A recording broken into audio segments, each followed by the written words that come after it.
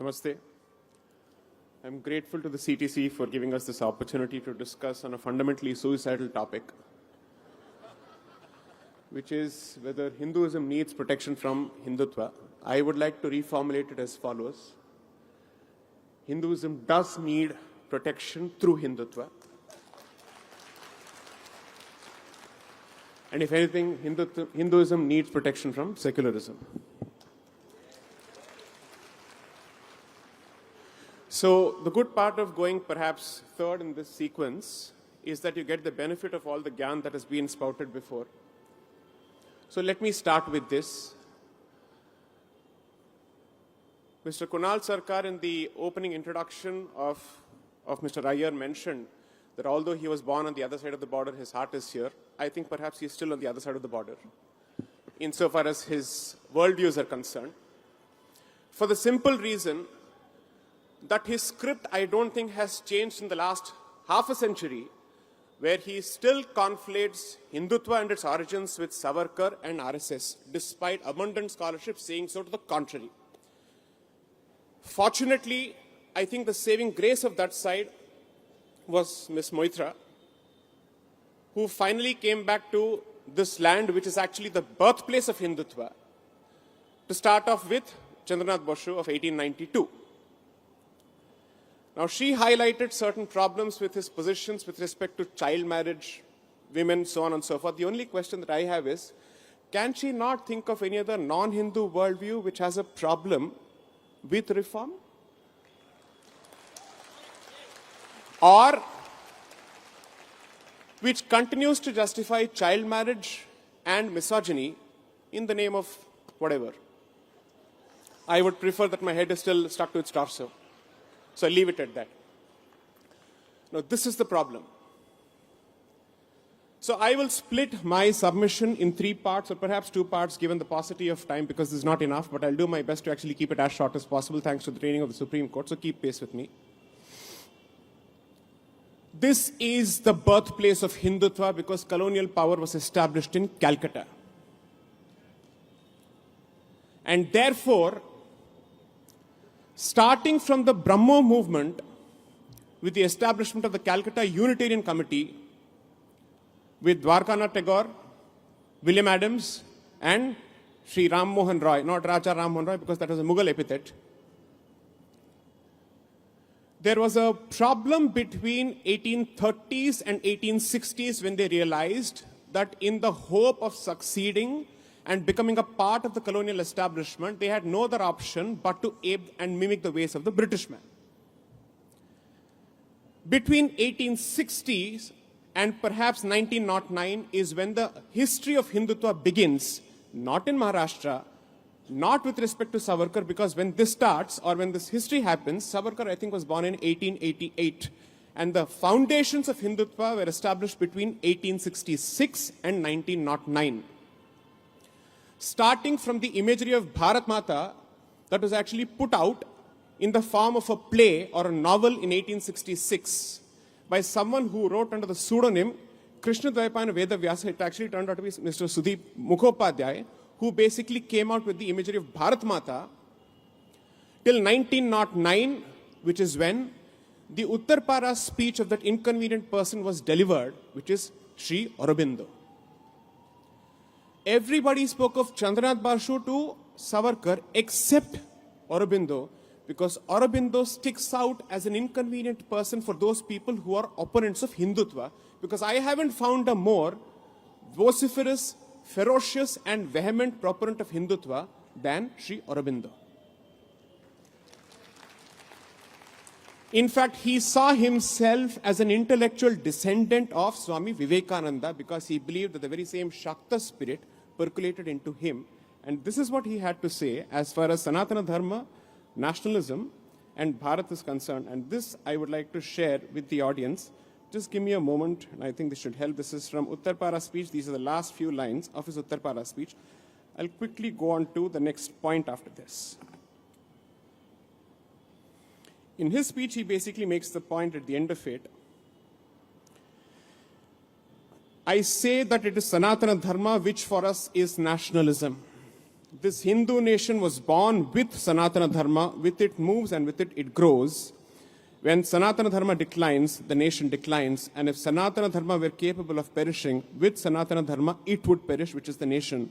The Sanatana Dharma, that is nationalism, that is the message I have to speak to you. This is Sri Aurobindo, the former revolutionary turned rishi.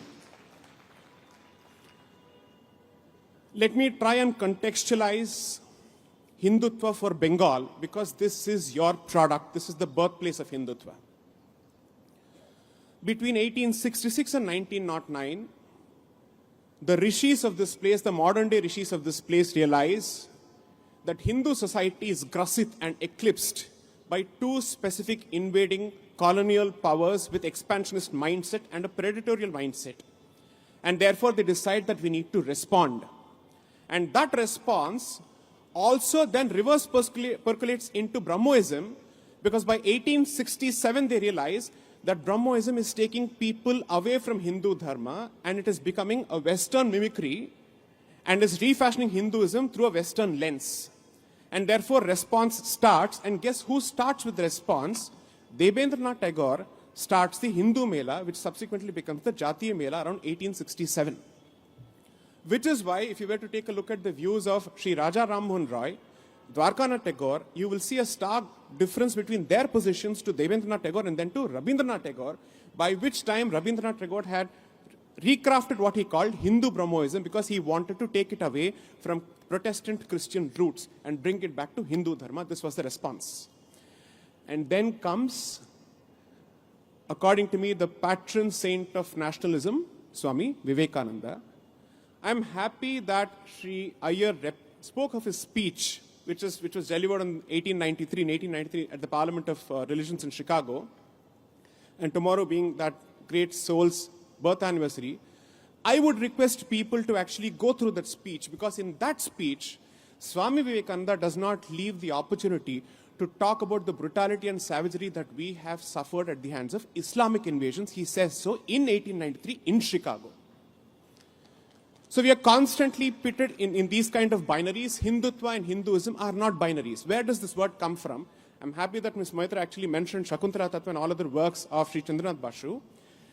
So when he was writing these series of tattvas, he also came out with Hindutva, because Hindutva, according to him, was a portmanteau of Hinduism or Hindu Dharma and Tattva, and therefore Hindutva. I agree entirely with Swapanda that Hinduism is a 19th century construct, because it was refashioned by the British on convenient lines. Until then, the word used for it was Sanatana Dharma. And this became a necessity not only to repel mental colonization, but also to repel physical colonization, because guess what? By 1902, Anushilan Samiti had to be established by Sri Aurobindo along with others, taking what inspiration from an essay written by Bankim Chandra Chatterjee in 1888 called Anushilan. This is the history of Hindutva in Bengal. When someone tries to tell you that this is a North Indian invention, a vegetarian invention, sorry, this is the organic Shaakt response to colonial invasion of Bharat.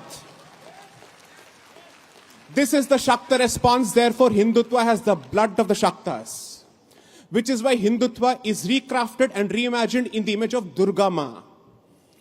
Every revolutionary from this land who was a Shaakta was expected to take oath on what?